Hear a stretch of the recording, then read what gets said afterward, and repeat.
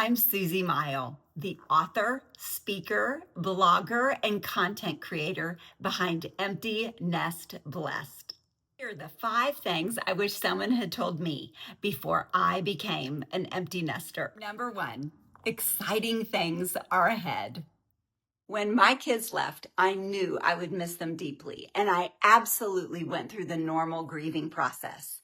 What I did not expect was the incredible joy and opportunity waiting on the other side.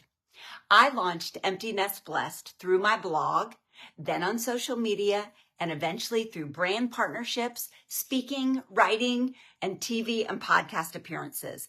I never imagined that walking through the empty nest would allow me to encourage and connect with so many others in this stage of life.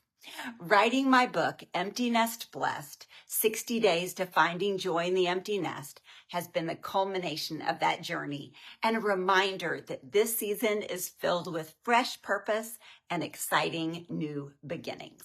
Number 2, your kids become real people.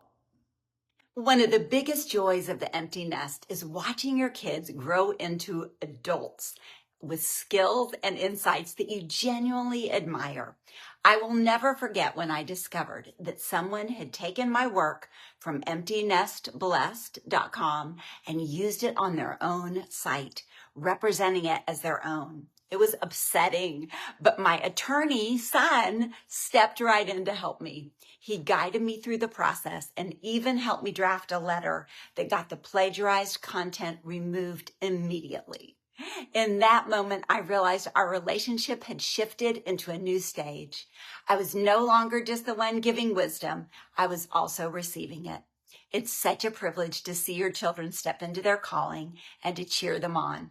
I have to admit, it's also pretty wonderful to benefit from their expertise. Number 3, respect their boundaries. Always ask permission. When I started Empty Nest Blessed, my kids had just left the nest, so they were young adults. Since I was writing about the empty nest, my followers naturally wanted to hear about my relationship with them. At first, I shared freely until one of my kids put the brakes on in a big way. Ouch. I realized I was completely in the wrong. I humbled myself, asked forgiveness, and made things right. That experience showed me that respect is foundational for maintaining trust in this new stage. Now I always ask before I share any story, detail, or photo that involves my kids, and it has made our relationship even stronger. That experience reminded me that my kids are their own individual people, not simply extensions of me. Number 4, give less advice, more encouragement. I wish I'd known that one of the hardest parts of being an empty nester would be holding back when I wanted to give advice. What I've learned is that my kids don't usually need more suggestions, but they will never stop needing encouragement. Children of every age crave their parents' affirmation. My parents are still in their 80s, and I still want them to tell me they're proud of me. When I bite my tongue and resist the urge to instruct or give suggestions, it makes room for me to affirm instead. A simple, "I love the way you handled that," or "I'm so proud of you," goes such a long way towards building my kids up and reminding them that I will always be their biggest cheerleader. Number 5, keep laughing, especially at yourself. I wish someone had told me how important it is to keep laughing, especially at yourself. Humor has a beautiful way of melting away awkwardness, bridging generational gaps, lightening the mood, and reminding us all not to take life or ourselves too seriously.